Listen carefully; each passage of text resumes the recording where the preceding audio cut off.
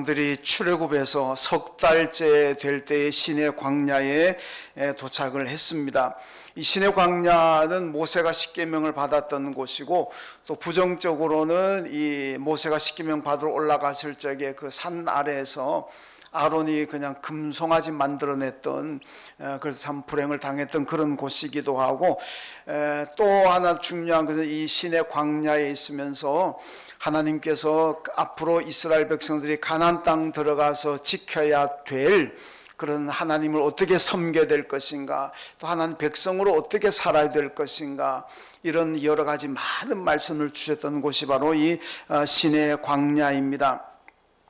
우리 대한민국의 건국이 몇 년도로 할 것인가, 지금도 굉장히 논쟁이 많죠.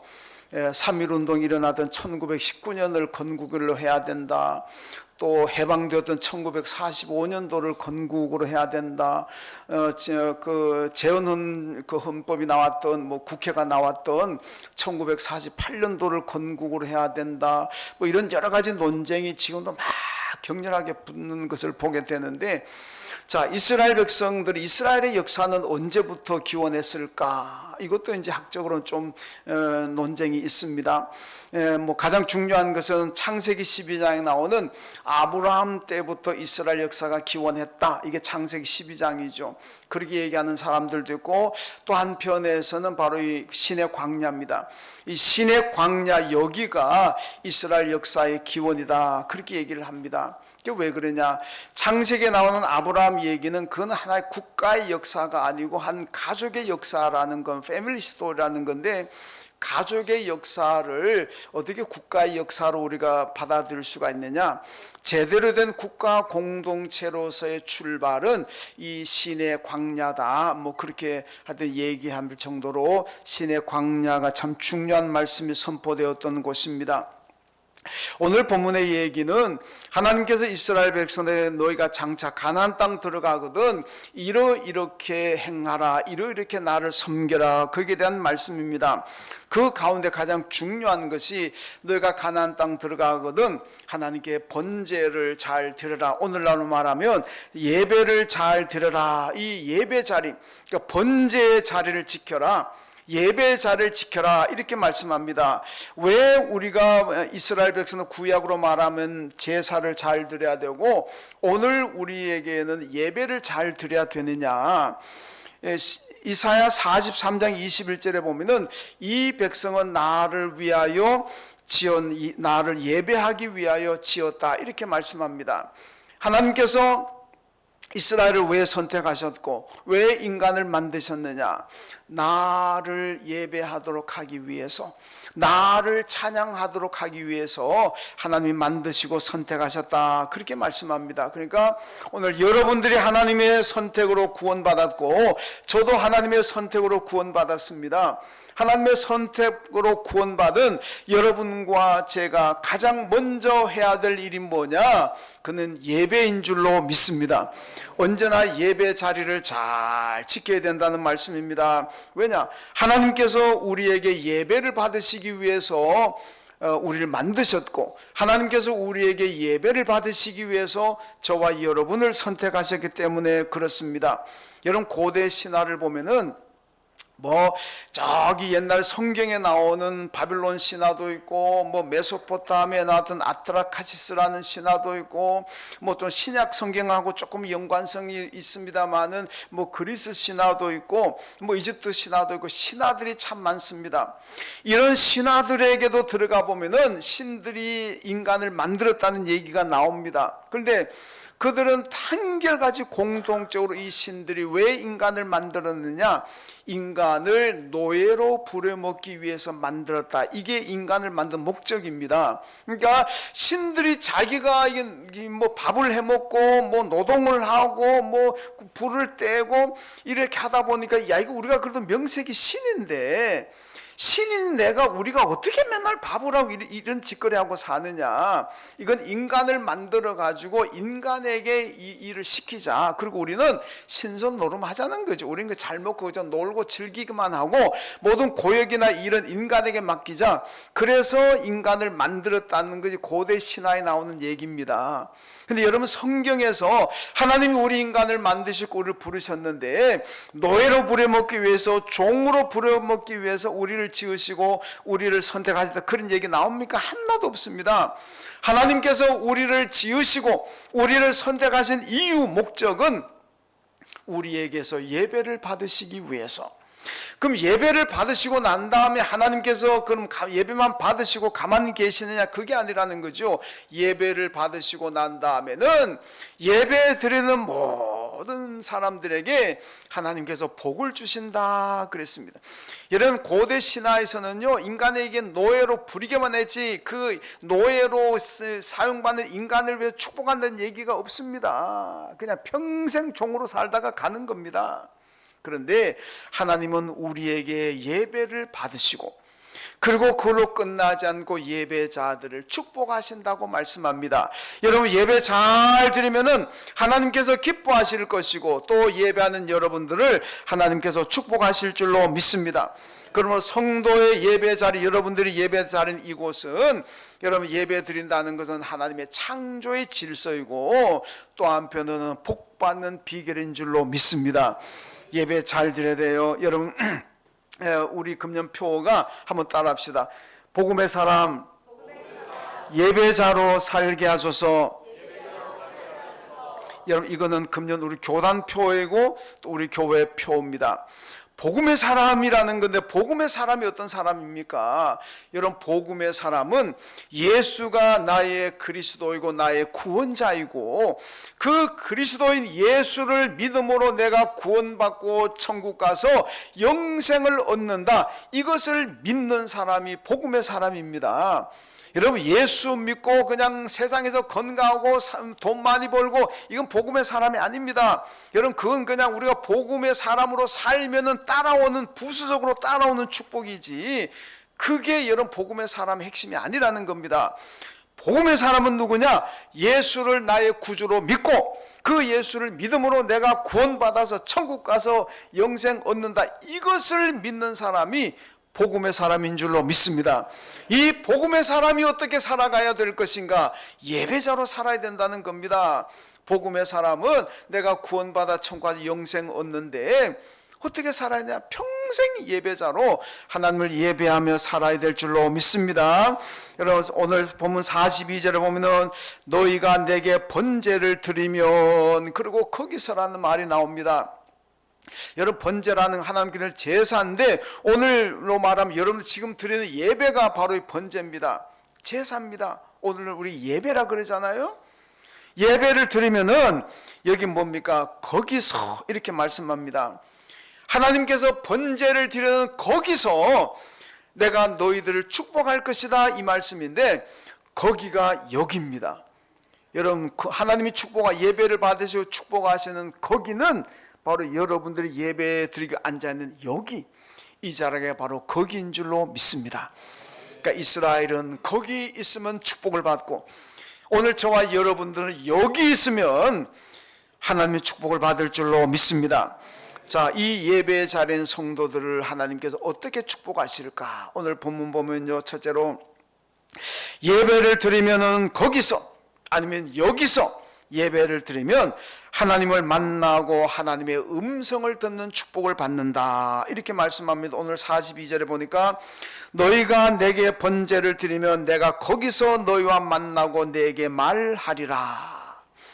너희가 내게 번제 예배를 드리면 너희가 예배 드리는 거기에서 내가 너희를 만날 것이고 내가 너에게 말할 것이다. 오늘로 바꾸면요, 여러분들이 예배 드리고 있는 여기서 하나님이 여러분들을 만나 주시고 예배 드리는 여기서 하나님께서 여러분들에게 음성을 들려주실 줄로 믿습니다. 그래서 여러분, 예배의 자리는 축복입니다. 예배는 늘 말씀이 선포됩니다. 하나님의 말씀이 선포되지 않는 것은 그건 예배가 아닙니다. 예. 여러분, 예배는 말씀이 선포되어야 예배지 말씀이 선포되지 않은 건 예배가 아닙니다.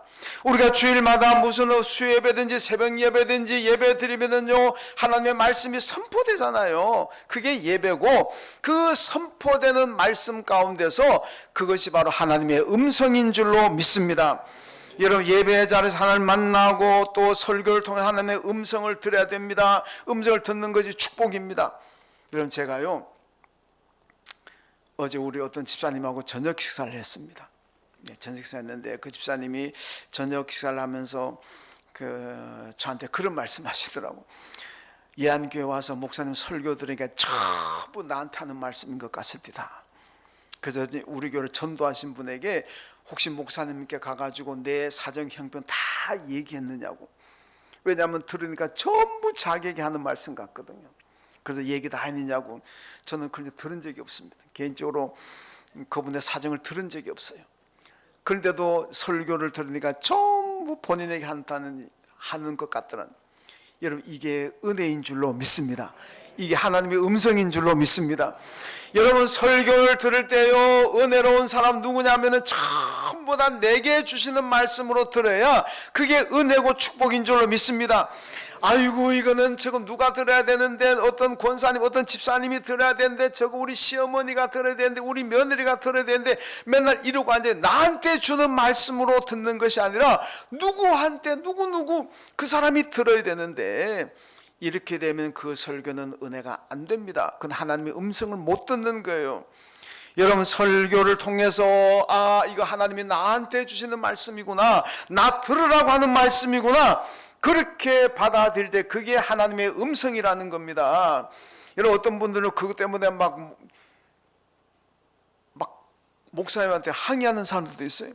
아니, 목사님, 나 들으라고 한 얘기입니까? 왜 나를 요즘 말로 씹는다 그러나요?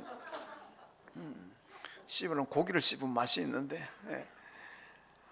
왜 목사님 내 얘기를 그렇게 나들라고 한 얘기면 나한테 감정이 있습니까? 이런 분들도 가끔 있어요. 여러분, 근데요, 그 몰라서 그렇지, 그건 내게 축복입니다.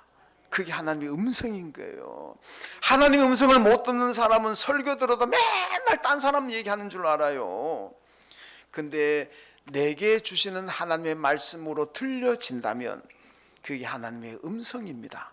그 은혜 받은 사람, 축복받은 사람입니다. 그러니까 여러분, 예배 자리에 있으면은 오늘 하나님께서 그러잖아요.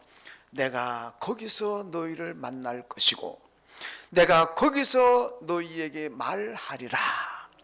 오늘 이 자리에서 하나님께서 말씀하십니다. 어떻게? 설교를 통해서 하나님 말씀이 선포되는 이 말씀을 통해서 하나님이 여러분에게 말씀하십니다. 잘 하나님 음성으로 들으시길 주님의 이름으로 축원합니다. 로마서 10장 17절에 보니까 믿음은 들음에서 나며 들음은 하나님의 말씀으로 말미암는다고 합니다. 여러분, 하나님의 우리가 말씀을 들어야 믿음이 생깁니다. 그런데 누구의 말을 들어야 되느냐? 하나님의 말씀을 들어야 믿음이 생기는 거예요. 말씀을 듣는데 사탄의 말 듣는다고 믿음이 생깁니까? 세상 정치하는 사람들 말 듣는다고 믿음이 생깁니까? 안 생깁니다.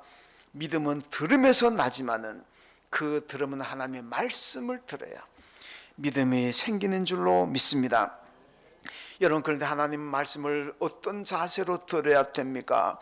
하나님의 말씀을 듣는 사람의 자세가 있습니다. 시편 42편 1절에 보니까 사슴이 시인의 물을 찾기에 갈급함 같이 너희도 하나님 말씀을 갈급한 심령으로 들으라.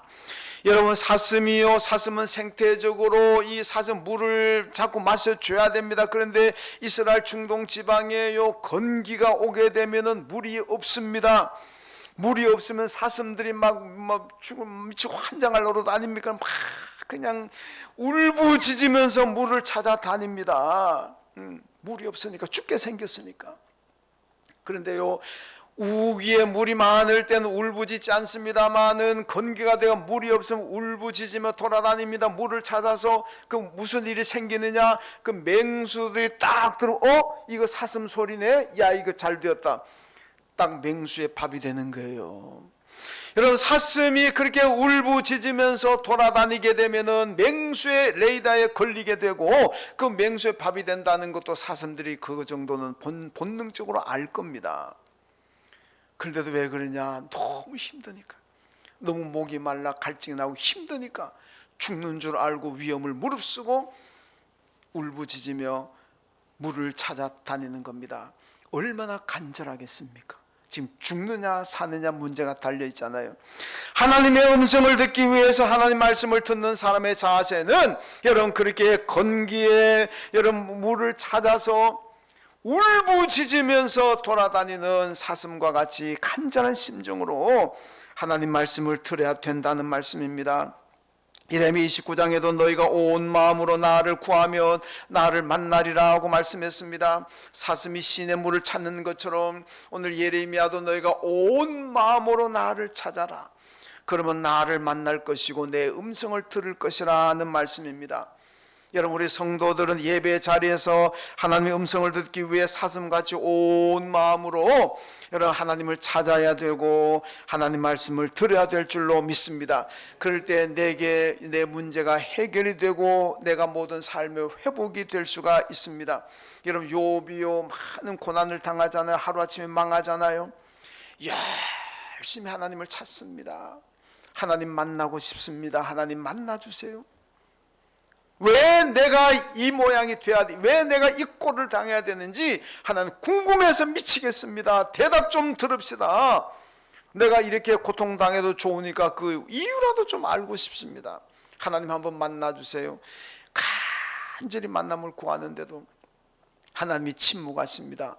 그러니까 욥이 뭐라고, 하나님 내게 날 만나 주시지 않는다면 내가 나중에 죽어서 천국에 가서라도 반드시 하나님 만나서 그 이유를 물어보겠습니다. 그렇게 얘기합니다. 그러다가 욥기 후반부 38장이 좀 넘어가게 되면 하나님이 그때 욥을 만나 주시고 욥에게 말씀하십니다. 욥이 하나님을 만나지 못하고 하나님의 말씀을 듣기 전에는 너무너무 답답하고 너무너무 괴로웠지만은 하나님 만나고 하나님 음성 듣고 난 다음에 모든 문제가 싹, 여러분 봄에 눈 녹듯이 응어려진 가슴에 모든 문제들이 다 녹아졌어요. 욥의 마음에 큰 평안이 왔습니다. 너무 기쁨이 왔습니다. 그리고 다 잃어버렸던 재산도 몇 배나 되는 축복을 받았습니다. 하나님을 만나고 하나님의 음성을 들으니까 욥의 삶이 완전히 해결되고 회복되었다는 것을 보여주고 있습니다. 여러분, 하나님을 만나고 하나님의 음성을 듣는 자리가 어디냐? 바로 여긴 줄로 믿습니다. 이 자리가 얼마나 귀한 자리고 축복의 자리이겠습니까? 요한복음 4장 보면요, 수가성이라는 성에 사마리아 여자가 낮 정오에 물길로 우물에 왔다가 예수를 만납니다. 이 여인이 왜 여러분 이스라엘 사람들 중동 지방에는요 낮 정오가 되면 너무나 덥기 때문에 사람들이 활동을 안 합니다. 전부 다 집에서 다 그늘에서 쉬고 잠잡니다. 낮잠 자요. 그런데 이 여인은 아무도 다니지 않는 그 시간에 우물에 물길을 왔어요. 왜 그런지 압니까? 자기의 삶이 너무 부끄러워서 사람들이 나가면 저 여자 비난하고 욕하니까 그게 무서워가지고 대인기피증이 있어가지고 아무도 안 다닐 때 오는 거예요. 왜 그럽니까? 이 여인에게는 남편이 5이 있었고 지금 있는 6째 남편도 네 남편이 아니다, 예수님 이렇게 말씀하잖아요. 그러니까 사생활이 아마 많이 좀 복잡한 여인이었던 것 같습니다. 그러니까 부끄러우니까, 사람들이 욕하니까. 얼마나 이 여인의 마음이 늘 암울하겠습니까? 늘 마음 안에 큰 불안, 두려움, 그런 게 있잖아요. 그런데 우물가에서 예수 만나고 난 다음에 모든 건 싹 다 해결되었습니다. 그 물동이를 버려두고 동네 들어가가지고 내가 예수 만났습니다. 예수 만났습니다. 여러분 와보세요. 여러분 와보세요. 여러분, 사람들 다 피해가 다니던 여인이, 숨어다 살다시피 하던 여인이 오히려 동네 들어가서 막 사람들이 나오라고 예수 만나러 오라고, 그래서 막 기뻐서 여러분 감격하잖아요. 왜냐? 주님 만나고 주의 음성을 들었기 때문입니다. 여러분, 어떤 자리에서 주의 음성을 듣고 주님을 만납니까? 예배 자리입니다. 여러분, 이 자리를 여러분 소중히 생각하시고 예배 자리를 언제나 잘 지키십시오. 예배 드림으로도 주님을 만나는 축복도 누리시고 주의 음성을 듣는 축복도 누리시기를 주님의 이름으로 축원합니다.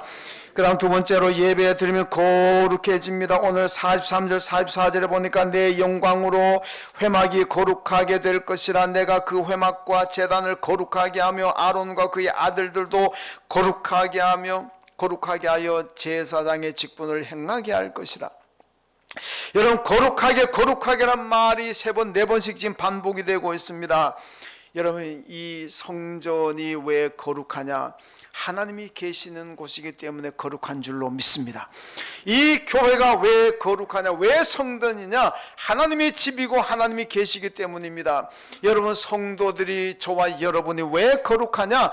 내 안에, 여러분 안에 성령이 거하시기 때문에 성도 거룩한 백성들인 줄로 믿습니다. 여러분, 이 거룩함이라는 것은요, 교회를 벗어나면 거룩하게 될 수가 없어요. 오늘 말씀하잖아요. 이스라엘 백성들에게 너희가 성전에 거기에 있을 때 너희가 거룩해진다. 그리고 아론과 그 아들들이 성전에 거룩하게 됨으로써 제사장의 직분을 행하게 하신다 그러잖아요. 여러분, 교회를 떠나서는 거룩할 수가 없습니다. 성전에 있을 때에 거룩하게 될 줄로 믿습니다. 예레미야 29장 7절에 보니까 악인은 그의 길을 불의한 자는 그의 생각을 버리고 여호와께로 돌아오라. 그리하면 그가 긍휼히 여기시리라 그럽니다. 여러분, 우리가 죄를 가지고는 이 하나님 주신 직분 사명을 감당할 수가 없습니다. 여러분, 거룩하게 되어야만 우리가 하나님의 사명 감당할 수가 있습니다. 그러니까 오늘 하나님께서 아론과 그의 아들들을 거룩하게 하여 제사장의 직분을 행하게 할 것이다 그러잖아요. 여러분, 제사장은 아론의 아들들만 제사장이 아니고 목사만 제사장이 아니고 오늘 여러분들도 다 제사장인 줄로 믿습니다. 안 믿어지십니까? 여러분, 루터가 종교개혁하면서 만인 제사장이라 이렇게 얘기했습니다. 옛날에는 제사장만이 하나님을 만날 수가 있었습니다. 기도할 수 있잖아요. 근데 지금은 성도들 누구나 다 성전에 언제든지 올 수가 있고 누구나 다 하나님 앞에 기도할 수가 있는 거예요. 천주교처럼 신부님 앞에 가가지고 고해성사 안 해도 됩니다. 여러분 개인적으로 기도하면, 이건 구약으로 말하면 제사장만이 할 수 있는 겁니다. 근데 이제 여러분들이 구약의 제사장들이 하는 일들을 여러분들이 지금 하고 있잖아요. 그러니까 제사장 맞는 거예요. 그러니까 여러분도 제사장이고 저도 제사장이 만인 제사장입니다. 이 제사장의 사명을, 직분을 감당하려면 오늘 말씀 뭐라 하니까 거룩하게 해야 된다. 거룩해야 된다. 어디서 거룩하게 되냐? 거기서, 여기서 거룩하게 될 줄로 믿습니다. 여러분, 이사야 35장에 보면요, 천국 가는 길에는 죄인이 없고 거룩한 자들만이 천국을 간다 이렇게 말씀하고 있습니다. 여러분, 예배가 없으면은요, 회개도 없고 용서함도 없습니다. 천국에 여러분 죄를 가지고 갈 수가 없어요. 다 거룩하게 된 사람들만이 여러분 천국에 갈 수가 있는 겁니다. 그러므로 우리는 예배를 통해서 거룩하게 돼야 돼요. 왜냐? 예배 드리러 와서 하나님 앞에 내 죄를 회개합니다. 그리고 용서하시는 거예요. 하나님이 용서하시는 겁니다. 예배 드리지 않으면서 회개한다고 하나님 그 기도 안 들으십니다. 성도의 가장 기본은 예배인데 이 예배를 안 드리면서 하나님 회개합니다. 용서하실 것 같습니까? 용서 안 하십니다. 예배하러 나와서 예배 드리면서 하나님 내가 죄를 지었습니다. 회개합니다. 하나님이 용서하십니다. 그리고 하나님 거룩하게 되는 거죠. 죄를 용서받으면 우리가 거룩하게 되는 겁니다. 죄를 가지고 회개하지 않으면은 그건 거룩하게 될 수가 없어요. 근데 예배자들의 회개를 하나님이 들으시고 용서하신다는 말씀입니다. 세상에 살면서 묻은 죄의 때를 벗겨내야 거룩하게 됩니다. 그것이 바로 회개라는 과정입니다. 예배 자리를 지킬 때 회개가 있습니다. 예배를 떠난 회개는 의미가 없습니다. 예배도 안 드린 사람이면 하나님께 회개한다고 하나님 그 회개 받으시겠습니까? 그건 상식적으로도 안 됩니다. 성경적으로도 안 됩니다. 그러므로 여러분 예배 잘 들으시고 이 예배 자리에서 거룩함을 입으시길 주님의 이름으로 축원합니다. 그런데요, 하나님도 거룩하고 나도 거룩하니까 하나님과 나와 동격이네? 아닙니다. 예레미야 11장 44절과 45절에 보면요, 내가 거룩하니 너희도 거룩하라, 이것이 반복되어 나옵니다. 이 말씀을 베드로전서 1장 16절에 그대로 인용하고 있습니다. 내가 거룩하니 너희도 거룩하다. 여러분, 하나님의 거룩함이라는 것은 그분은 본질적으로 거룩하신 분입니다. 그분은 본질이 거룩이에요. 저와 여러분은 미안하지만은 본질이 죄인입니다. 죄인이에요. 그 하나님은 본질적으로 거룩하신 분이고 우린 본질이 죄인입니다. 그런데 어떻게 거룩하게 되느냐? 본질이 죄인이지만은 우리가 예수를 믿고 회개하면 하나님께서 거룩하다 인정을 해주시는 겁니다. 의롭다고 인정을 해주시는 거예요. 하나님도 의롭고 나도 의로우니까 하나님과 맘먹어도 되겠네. 하나님도 거룩하고 나도 거룩하니까 하나님과 맘먹어도 되겠네. 천만의 말씀. 그분은 본질이 거룩하고 의로우신 분이고 우리는 본질이 죄인이고 그렇기 때문에 의인이 될 수가 없어요. 그러나 죄인이지만 우리가 하나님 앞에 예배를 드리고 회개하면은 하나님이 용서해 주시는 거예요. 용서받은 의인이고 용서받은 거룩한 성도인 줄로 믿습니다. 죄인까지도 하나님께서 거룩하다 인정을 해 주시니까 그게 하나님의 축복이고 얼마나 감사해야 될 일입니까? 이거는 예배의 자리에 있는 성도들을 거기서 오늘 여기에서 하나님이 저와 여러분을 거룩하다고 인정해 주십니다. 언제나 예배 자리 잘 지키시면서 거룩하다고 인정받는 여러분 되시길 주님의 이름으로 축원합니다. 그 다음 세 번째로 예배를 드리면 하나님의 은혜를 알게 된다고 말씀합니다. 오늘 보면 46절에 보니까 그들은 내가 그들의 하나님 여호와로서 그들 중에 거하려고 그들을 애굽 땅에서 인도하여 낸 줄 알리라, 이렇게 말씀합니다.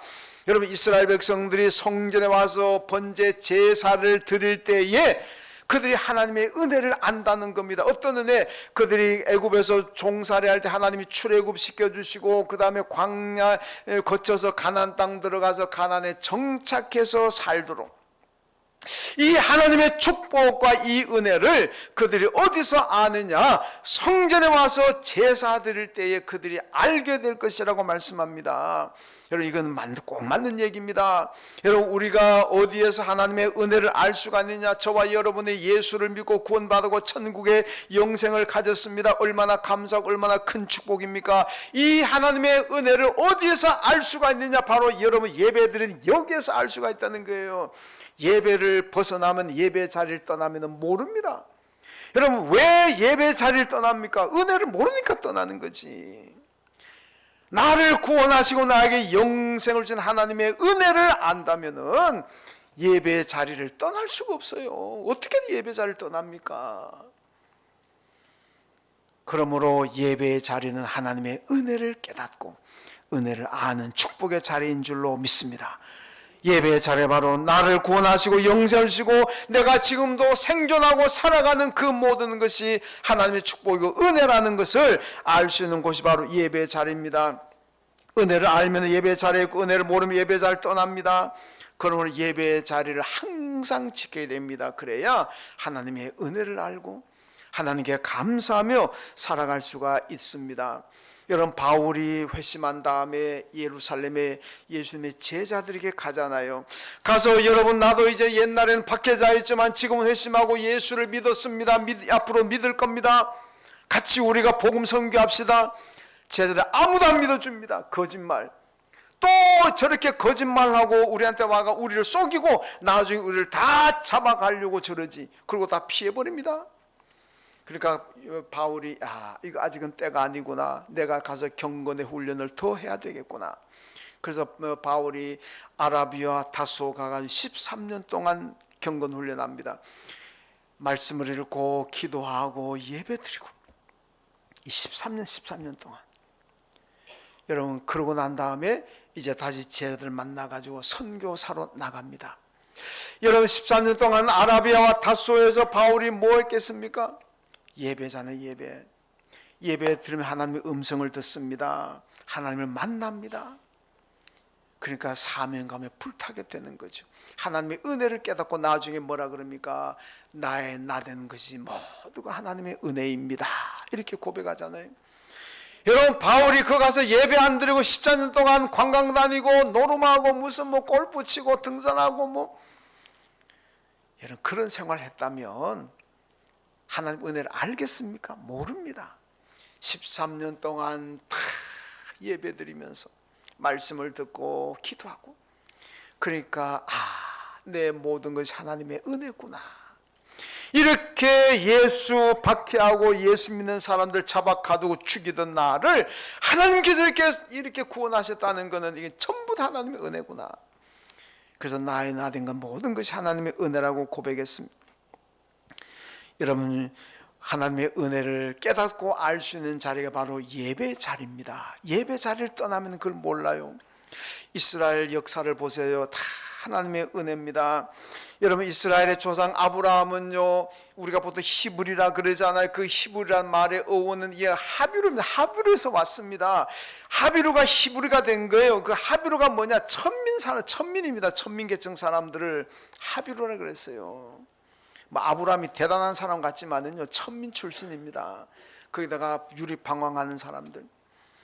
여러분, 거기다가 이스라엘이요, 이 지역적으로 보면요, 도저히 생존할 수가 없습니다. 이 이스라엘이라는 지역이요, 아시아와 유럽과 아프리카 3개 대륙이 만나는 교차 지점에 있습니다.